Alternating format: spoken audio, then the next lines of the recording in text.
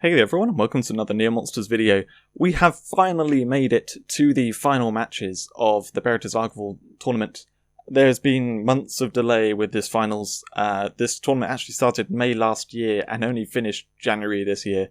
It's unfortunately what happened was Star-Lord, who I was meant to be facing in the finals, he quit the game. And I think he's since come back a little bit, but he basically quit the game and we held out for him. Hoping that he would come back just to play this, finish off this tournament, but unfortunately he didn't do that. So eventually we switched, so I'm actually facing Exu, who was the guy that Star-Lord faced in the semi-finals and beat. So anyway, I faced Exu in those finals, and there were further delays with other stuff, but eventually we did manage to get there. So these are the matches which we managed to do. Now, I literally just recorded this, and the video was about 37 minutes. And I decided it's too long, so I'm redoing this, and we're going to make it a bit shorter. But basically, these battles are more interesting not for the battles themselves, but the team building. As with the whole tournament, each of the special rules have been incredibly interesting, and with this final, it is even more so. They were incredibly difficult to build teams for, and I think it's very interesting to have a look at the teams. So that's where I took a little too long last time I recorded this, and hopefully now we're going to do it a little bit faster. So this first battle that we did, round one, was called Taste of Versatility. Now this is an incredibly complicated set of rules.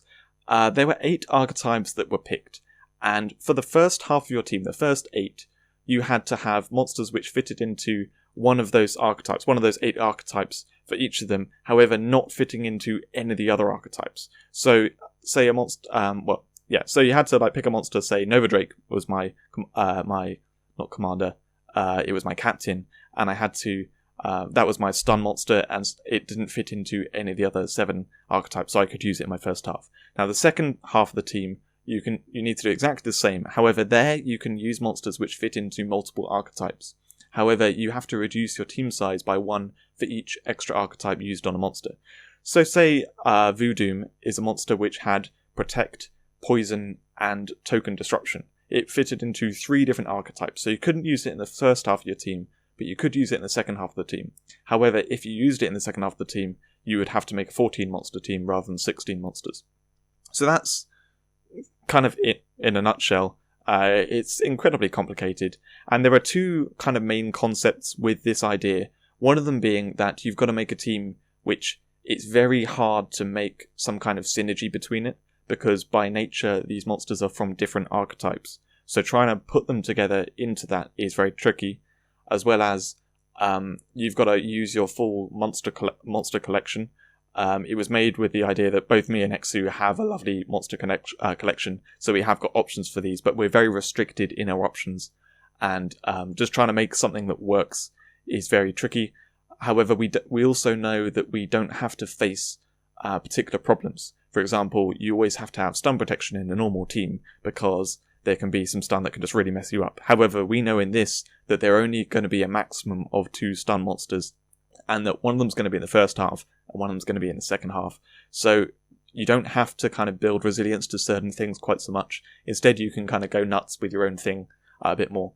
So the 8 archetypes that we were given were Stun, Poison, Sleep, Give Turn, Mortar, Protector, Token Disruption, and Revival. Now the first 6 of these, the ones on the top of the screen here, not the 2 at the bottom, the first 6 are pretty self-explanatory. I shouldn't really need explaining what they're to do with. The 2 at the bottom though are a little more complicated. So Token Disruption is a very specific thing, and that is creating tokens in the enemy team in order to mess them up, like slow their team down or whatever. It didn't come on, things with knockback didn't come under that, even though the initial thing it was called was Disruption, which you think knocking back the enemy team is disrupting them. But yeah, I changed the name for this video. It's Token Disruption. It makes it a little clearer that it was only the monsters which create tokens in the enemy team. The other one at the bottom is Revival. Now that is anything to do with basically recreating monsters that have died. There are only a few monsters which come under that category as well, so that was another really tricky one to go for. Now this team I made took me probably like 2 hours, maybe 3 hours with the testing to make. I've never had to spend so long making a team, and I think I managed to put together something that really synergized quite well. So let's have a look at what I did. Now, at the beginning here, the main idea is I've got Stratostrike as my sleep monster to do the one-on-one, and comboing that with Oak Thulu, they both have double survivor, so as long as the one-on-one works, then I will be able to have 2 double survivor monsters here. Bunker Beast with the sleep immunity, that's going to still be able to work. It's my mortar monster, obviously, and it's going to be able to still do damage while everything's asleep. I've got Gayrock in there, managed to actually work in some stun protection for my front line, which I didn't think I was going to be able to do. But anyway, that's in there to try and just help out the team. And then the Pooper next in line. Now, Pooper was an unusual one. It did come under the rules here that this is the Shadow Pooper with Give Turn, and it counts as my Give Turn monster. So, really nicely, this can slot in so that if things go wrong in my front line and my Oak Thulu is still asleep, the Pooper coming in can purify my Oak Thulu, hopefully, and otherwise then work as Give Turn later on. Its stun immunity there is going to help out a little bit too. Then next, I have my Nova Drake as the stun. It had to be in the team because it's my captain. So that was my stun for the front line. And then Angel Lion, this is a revival monster with the secret skill, the Soul Exchange. And the idea here was I really didn't like having to use... I didn't want to use any Give Turn monster really that of my options. And anyway, so the Pooper, I was a little worried that wasn't going to work. And so the plan was that I could Soul Exchange my Pooper with the Angel Lion. That was the idea. If that went wrong, if he maybe gave me the 5-star version, which wasn't going to work very well, then I could Soul Exchange it for something better. Then I have Jack-O-Hotep. Now, Jack-O-Hotep doesn't technically create tokens in the enemy team. However, next to Lunatic, we had a big discussion about this, and we decided it was allowed if I had it directly next to Lunatic, because the idea is the knockback random from Jack-O-Hotep is going to be creating bronze shells in the enemy team with Lunatic's passive. So that synergy there was enough that it did work. Then I've got the Lunatic and Soul Blaze, that combo going on. Very nice there, especially with the Atrasis. The plan was to Necromancy any Soul Blaze or Lunatic that's died. I can also cannibalize a Soul Blaze to sleep the enemy team. So that was hopefully going to work nicely.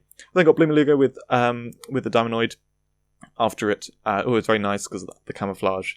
Bloomaluga there, just a very solid mortar monster that's going to work nicely. Doesn't need the synergy with other mortar monsters, it just works by itself. And then at the back of the team, I've got a few monsters for the stun and Give Turn. And then Freeze Cobra. I put Freeze Cobra at the end because I was very worried that for Revival, Exu would pick Aura Dragon. I thought it was probably one of the strongest monsters for Revival. Aura Dragon isn't the best in PvP in general, but with this, because this team is obviously a lot worse than teams could be, I was thinking that Aura Dragon probably would be very effective in it. And so I wanted to have an auto poison right at the end for killing off anything that was on 1 HP at the back of his team. So that was my team, kind of set up there. You can see various synergies and stuff. On the whole, it doesn't synergize super well, but within each sort of section of the team, you can see the monsters work well with the monsters around them. Now, if this was going up against like a proper, really strong team, then you get the issue that they would sort of kill off some of your monsters and then leave other ones in there, and then you end up with stuff that doesn't synergize together. But I was hoping that it would work well enough. Clearly, his team is not going to be brilliant. So now we're looking at Exu's team, and I actually intended to have the notes which he sent me on his thoughts when making this team, but we're just going to go with it anyway. So at the beginning, he's got there's one thing to note first, which is he's got a Dolfreeze in the 7th slot here. Dolfreeze is his captain. Now, because Dolfreeze was his captain and the captain has to be included, Dolfreeze doesn't count as a protector even though it creates the Diamonoids, so it doesn't fit into any one of the 8 archetypes. And for that reason, he can replace any archetype of his choice with Dolfreeze. Now, he chose to replace the Revival archetype for this. So that's why the Dolfreeze is in his team. Anyway, at the beginning, he's got Albacan, which is great sweeper, behind a protector as well, the Titanomoth. So that should hopefully do a lot of work. It can also maybe clear out any stun protection, or, if I have no stun protection, the Ultima Dragon can do the stun flash. Ultima Dragon is actually a brilliant choice for stun because it can cannibalize a teammate, which, because this team is not going to work super, super well, it's good to be able to actually kill off your teammates to get rid of the things that aren't going to work that well. And then he's got the Mortar Monster with the Catapult. The idea of being that the Titanomoth or whatever will die, Metatherian will come in and create 2 rocks at the back of the team, so the Catapult can be working there. He's also then got the team turn next to Dolphreeze, and shortly after Albakan and Ultimate Dragon. It can really help the sweeping going on there. Also with the Metatherion, it's brilliant if you can give Metatherion a few turns to just kind of set up the sleep, and when you sleep a few enemies and you have some sweepers going, then it's just nuts what you can do. You can clear through most of an enemy team. So some pretty cool stuff going on there. Now the second half of the team is where I get a little bit iffy in terms of actually analysing how it's going to work. He's got a section of super epics, and for some reason the team cost isn't used super well. So I don't know what his options were for the different archetypes. But basically he went with these particular monsters, and a few of them are quite slow. I'm trying to think how best to talk about this. But anyway, the Atrahasis after the super epics, definitely a great choice. And I think the end of his team is very solid. It's built around Wraith Captain. So it's got Wraith Captain there next to the Atrahasis, which works very nicely, especially because he has the super skill on Wraith Captain, so that can sacrifice itself to kill the sleeping monsters, and then hopefully it can be necromancy by Atrahasis. On top of the extra clones and stuff, then get a give turn there, which supports Wraith Captain very nicely, and a Protector as well. So definite potential there with a Wraith Captain endgame. And then also got the Vows of Rain right at the end, which is always a solid monster to have in. Works for a lot of reasons to kill and survive. Anyway, so that's his team, and we're going to jump into the match now. Now the match starts with me using 1-on-1. I was pretty lucky that he didn't have anything high speed, and he didn't have any counter to 1-on-1. His Albakan stayed awake, which was quite annoying for me because I do have a Protector, so he can get sweeping here. Now this battle is actually the second one of the two we did. First off, I forgot to turn off the secret skill of Oak Thulu, which technically was cheating because it's a stun skill, and I used it as well in the battle, so we actually replayed. He let me off, luckily, because I made this team like 2 or 3 months before we actually did the battle, and I'd completely forgotten that I did to turn off the secret skill on Oak Thulu. But anyway, so we did the battle before, and he got messed up by a Stratostrike in the first battle, so this time he knew, okay, I need to take down Stratostrike. So that's what he did here at the beginning, with the dual Poison Touch followed by Assassinate. His Albakan's now set up nicely, and my Poo-Poos come in, which can purify the Oak Thulu, so that plan was definitely a good idea. So I get to purify my Oak Thulu now.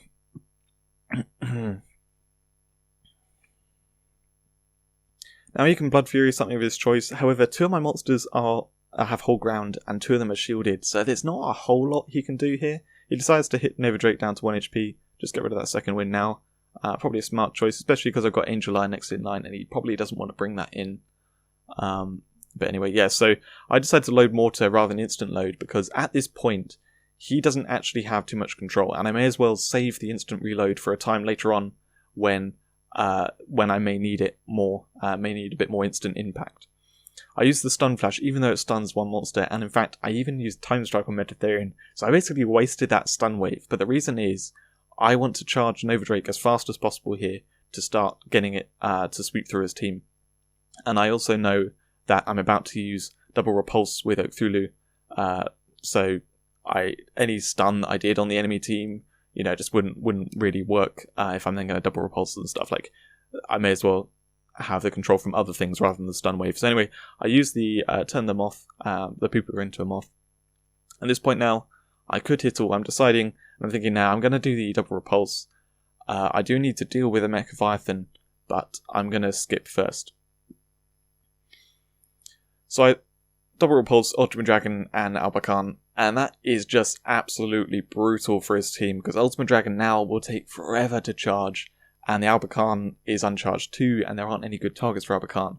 So his team is almost completely disabled at this point, and I'm deciding as well, like, with the Hellfire Multi-All, will it kill Mechleviathan and Dolphreeze? And I'm trying to decide, and in the end I decide, yep, I'm gonna gamble it. I'm pretty sure it will kill Dolphreeze at least. And so I skip with Dumoth, do the Hellfire Multi-All, and sure enough, kills Dolphreeze, but it doesn't kill Mechleviathan, which is kind of funny. It survives on hardly any health, but can do absolutely nothing in this case, because even giving turn to Gaiamid isn't loaded. So it has to do the load mortar here. Now I'm thinking, okay, I'm definitely in control of this match. I need to be very careful with the way I do this. So I skip with the give turn. I have that give turn there on standby. And I'm trying to think, okay, do I want to hit around to kill the Mechavarthan? I decide not to. I'm just going to try and keep control as best as possible here. So again, I don't use the instant reload here because I don't need it at this point. I'm in control. I may as well save the instant reload for later. Able to take down Abakan like that. And then we see what's coming up next. So Armadiator came in. Alright, at this point, yeah, I can just get the second kill on Nova Drake and take the shield off Gyamid as well. I can give turn to something. Now, I'm thinking here, I don't have that much stun protection, and he has 2 things with stun flash, so I should probably get rid of them and get rid of the Ultimate Dragon right now while I have 2 things shielded. Sure enough, it hits one of the shields, that's pretty lucky. And then I think, okay, yep, I need to get rid of the other thing that can stun me too. I'll get rid of that now, because Oak Voodoo can't kill it. Only Nova Drake can really kill it. Unfortunately, his Mortal Monster letting him down again. Can only do the load. He needs some real serious impact here right now. And I get rid of Atrasis because that's probably going to be the biggest problem for me looking at the enemy team. There was a 50-50 him sleeping one of my monsters, and he didn't manage to sleep one of my monsters, unfortunately. So now we get to take out the Gyramid before that does Catapult, and also the Elephanton before that does Catapult. I decide to kill the Megaya Sloth here because Nova Drake's the only one which can kill Megaya Sloth that easily. The other ones can't really. And now we get to choose to kill one more. I look at this and I decide, you know what? Only Wraith Captain can get him out of this, really. The Valzarain's poisoned as well, so that's not going to do very much. So I kill Wraith Captain and I'm like, yeah, there's no way you can come back from this now. Unfortunately, I had way too much control in this battle. My team was just very well suited to beating his. And I think that mid-game of his, if the mid-game had been a little more instant impact stuff, I don't know what his options were for those different archetypes, but that definitely would have helped him come back into the battle a little bit, because clearly the front of mine worked well. It did what it wanted to do, and then that was always going to push into his team. But his mid-game not having enough in it to really fight back held him back, meant he couldn't make a comeback. And then the end of his team, got to do a little bit of work, but by then it was just too late. Sorry for me clearing my throat. Got a little bit of throat trouble. Doesn't help that I was recording for over half an hour before starting this one. Anyway, so that's pretty much it for this battle. As you can see, it was sort of I went through the thought processes of what I was doing as I was playing out this battle, because I think knowing how to control the enemy team is a great skill to have. In these instances where things are going your way, you need to be able to keep control the whole way, and so that's what I did in this battle. So moving into the second battle now, this again was incredibly interesting special rules, and something which I don't think it's possible to repeat unless you're in a finals, because trying to explain these special rules and moderate them with lots of people is just impossible, but it's brilliant for a final. So this was taking turns to pick monsters once at a time until we've got 16 monsters, and then making teams with those monsters. So we did this in a chat together, and in fact I'm just going to skip straight to that where we've got all of them listed that we picked. I summarised it for us both to see. It's kind of simple to put it together. So you can see the monsters we picked and the order we picked them in. I'm not going to spend too long looking at this, but there were a few interesting things to gain from this, our picking process. Now, first of all, Exu got to pick second because he lost the first battle. It's a slight advantage. However, it was actually, suddenly from my side, it felt like he had a big advantage.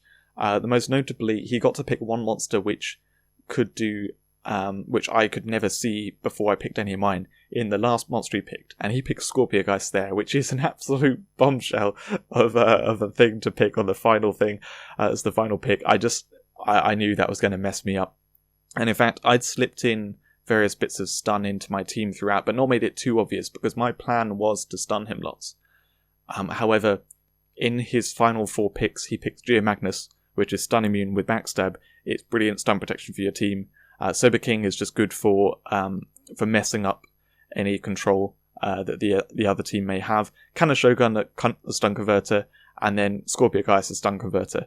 So I realised, no, stun is not an option, and he basically nullified various bits of my team, which you'll see as we get to the actual team I made.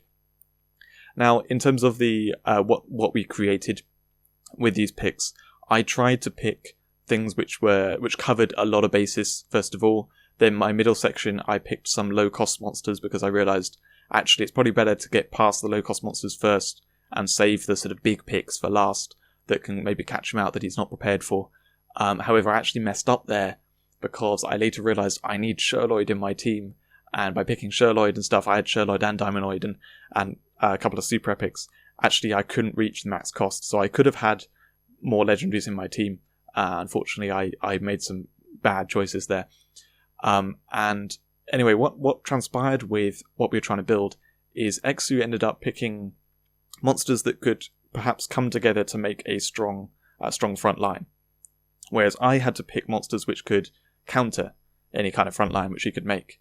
So that's what we ended up doing, and I think if we were to do this multiple times with different people and stuff, we'd probably see that in general, is that one person will end up having a collection that creates a very threatening front line, so the other person becomes forced to try and counter that front line rather than build their own threatening front line, because let's face it, if you have two good front lines, whichever one is like one is always going to do better than the other, the one which does it faster, whatever like that, is going to beat the other front line. As we saw with the first battle, my one-on-one just massively countered what he had. And so you need to be able to build a counter to it as opposed to trying to build your own strong thing. So anyway, that's what we ended up doing. And the team I built with the 16 monsters was this one. So, like I said, I had a few bad picks. My cost could only go up to 203, and that's by including every single secret skill, which I didn't really need a couple of them.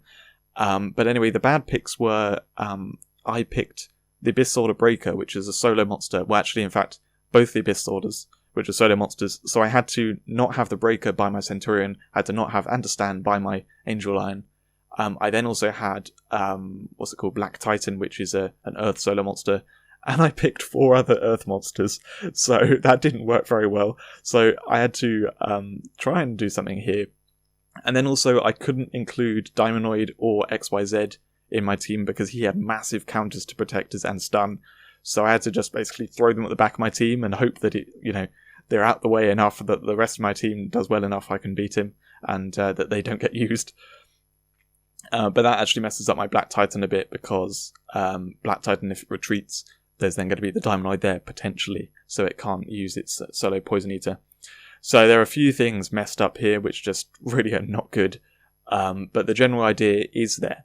And my front line, an interesting thing I did was I timed with the entrance speed of Megalodragon and Sherloid so that they're slower. So Megalodragon can hopefully hit a Scorpiogeist if he uses his Scorpiogeist in the front line, and also my Sherloid is slightly faster than my Megalodragon, but only by 1 or 2 seconds. And I did it so it was reliably just slightly faster, so that I can always skip with my Sherloid behind whatever he has.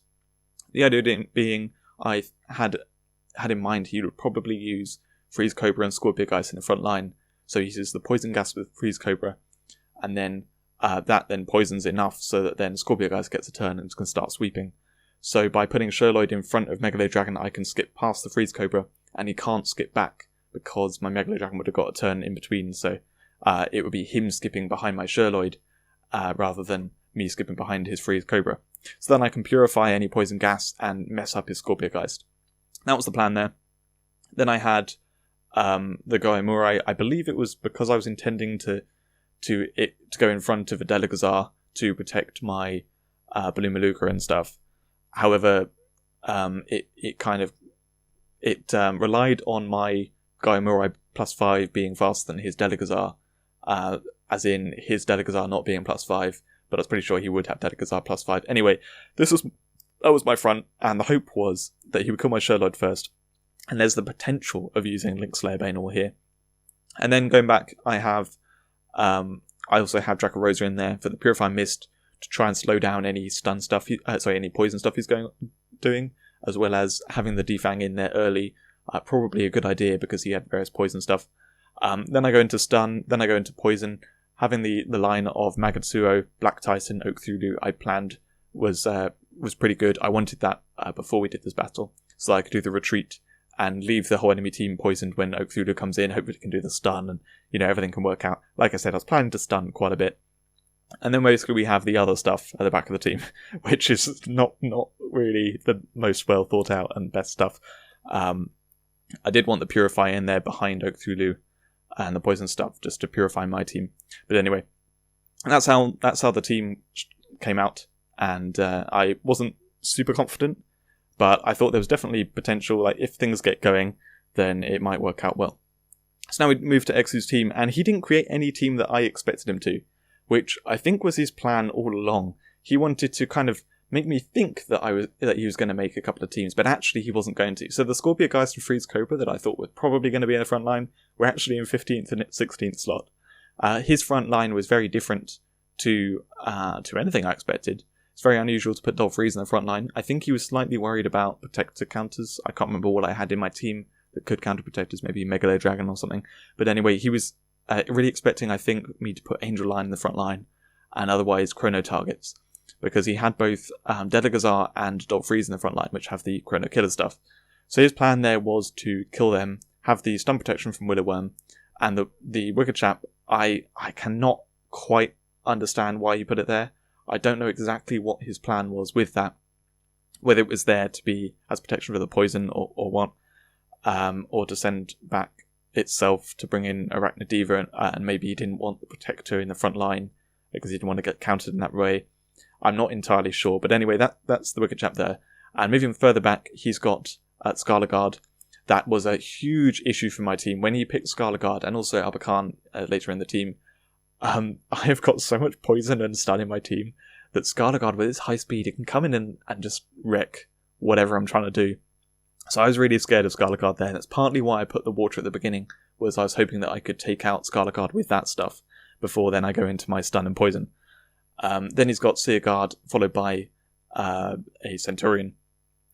Great setup there in general, because the Seer Guard comes in, he knows I've got Angel Lion, other, stun counter converter, whatever, and that you can kill with the Chrono Killer before then his stun from Centurion comes in. Then he's got his Cannon Shogun next to Archwolf, makes sense, he's got the Underdog there to power up his Archwolf, make it very tanky, and then comes in the Albacan, which can really mess me up. And then at the end of his team, he has just some really big heavy hitters. They're actually monsters he picked kind of last.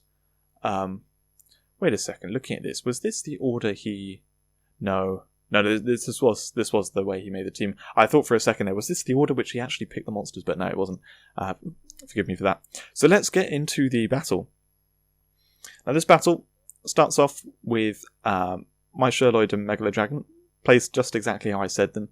They were going to be, so I just skipped with the Sherloid, and things line up really nicely for me with Megalo Dragon here, so I can skip. Now he could just skip straight back, but that doesn't save his Delegazar. I really need to take out his Delegazar here, and he knows this. He's looking at it and he knows I'm just going to Sonic Strike his Delegazar, so he's like, I want to save my Delegazar, so he decides to send back his Delegazar. Slight spoiler there because he hasn't quite done it. But that, I believe, is a very big mistake. I don't know exactly why he decided to do that, and I've already said how I'm not entirely sure with the Wicked Chap what he was thinking. But now there's a Wicked Chap in there which I'm just not going to kill. And that means he's got one dead weight on his monster for the entire battle, which is not good at all for him. So yeah, anyway, I skip with Sherloid here, do the load as you would. Now I could kill the Valzerain. Valzerain's a pretty obvious choice here, except for the fact that I don't want my Bloomaluga stunned. And in fact, I have got the Sherloid protecting my team, so Valzerain may just Confident Strike Sherloid. So I decide to actually take down Widowworm. I check my team there, and it's because I want to be able to stun his team. I want it to be stunnable. So removing that stun converter, that stun absorber when I can is a good choice. And Valzerain I can probably deal with. So he has a turn with Scarlet Guard. Really unfortunate for him. Scarlet Guard was going to be a brilliant monster, but he doesn't actually have any targets because he hasn't got past my front line yet. So with the Valzerain, he decides to just go straight ahead and hit the Sherloid. He doesn't try and get around it because he knows that may as well get rid of it there, and then Arachna can Vengeance anything he likes. Now normally in this case, I would say the worst choice to do would be to Vengeance Dracorosa, because I've then got the Link Slayer Banor which you can't stop. However, in this case, it's quite interesting because I'm not going to use the Link Slayer Banor because I want to keep his Wicked Chap alive. So it's actually pretty safe to hit my Dracorosa here. and Dracorosa's going to mess him up with the Fang. So in the end, he does actually decide to Vengeance my Dracorosa. Unfortunately, Chap can't do anything again. And then, because I know I'm not going to use the Link Slaybane all, I decide between the two choices here, I could either just Sonic Strike Scarlet Guard, or I could use the Raw Assassinate. I decided to use the Raw Assassinate. Didn't really expect it to kill Ragnar, to be fair, but anyway, it does. So Ragnar dies, and my Blue Maluga, which is just about to get a turn, gets stunned. Now, at this point, it's kind of interesting because he would really like to Chrono my Angel Lion, but unfortunately things have lined up for him terribly, because even if he skips to then try and get a kill with Centurion, there's actually nothing he can kill with Centurion. So in the end, unfortunately, he's pretty much forced to Time Strike my Blue Maluga. And very surprisingly, it doesn't kill my Blue Maluga. It's on 246 seconds. I would have guessed that it would kill it, but the type disadvantage and the high defense on Blue Maluga's clearly enough, which is very unfortunate. So, I mean, it doesn't make a huge amount of difference at the end of the day. But anyway, he's able to then grab a kill on the Centurion. I now open him up to stun, and he has got a stun converter in Kanna Shogun, but it's about to get a turn anyway, and Retribution isn't charged, so I stun him. Now, from here, he is just in an absolutely horrible position. He's got two monsters that are stunned, way out of play. He's got one other monster which is doing nothing, and is going to do nothing for the rest of the game, and Kanna Shogun can't really do anything itself. So, yeah, he's basically... He's lost. There's no way he can really come back from this, and I go a bit overkill here. I decide, you know what, I know he's got Sober King coming in, I know he's got some stun, and Angel Lion he may kill off, so what I'm going to do is I'm actually going to Soul Exchange my Abyssal Breaker to steal his Kanna Shogun. Also, because the Seer Guard's there, I know that I've got the double Counter-Strike set up, so I know he's going to just start sweeping really nicely. There's Sober King somewhere in the last 6 monsters, and yeah, this is where I kind of just take over and I start sweeping through the rest of what he has. So I'm not really going to commentate for the rest of this, because this, you can probably guess, I win this battle, and that means that I won the tournament, because we didn't go to a third battle. It was really good fun, this tournament. I really enjoyed it, and it's very nice to have it concluded finally. I think it's a slight shame that these last 2 battles with Exu, in both cases, Exu's team just was really badly matched against what I had. I mean, this second battle, I think, with a slightly different setup, things could have been a lot better. It was a case of pretty much every single one of his monsters didn't line up well at all, which is very unfortunate. But in terms of the team building, it was incredibly interesting, and I hope you enjoyed me going into the detail there. Now, that's it concluded for this tournament. I'm very happy to win. We've done everything to do with this tournament. The videos which I'm going to be doing soon after this are the second tournament, which at my time recording this is currently going on. We've done the second week. There aren't, I think there are going to be 3 videos coming out for it from me. Other people may send me videos to share of their battles. I'm not entirely sure yet. But anyway, we're going to be having some Near Monsters PvP from that coming out. So I hope you get to enjoy that. I hope you stick around and watch those and enjoy them. Otherwise, there's going to be other Near Monsters content coming out in the future. So there's a lot to look forward to. Thanks for watching this video. I hope you enjoyed it, and I'll see you in another video soon.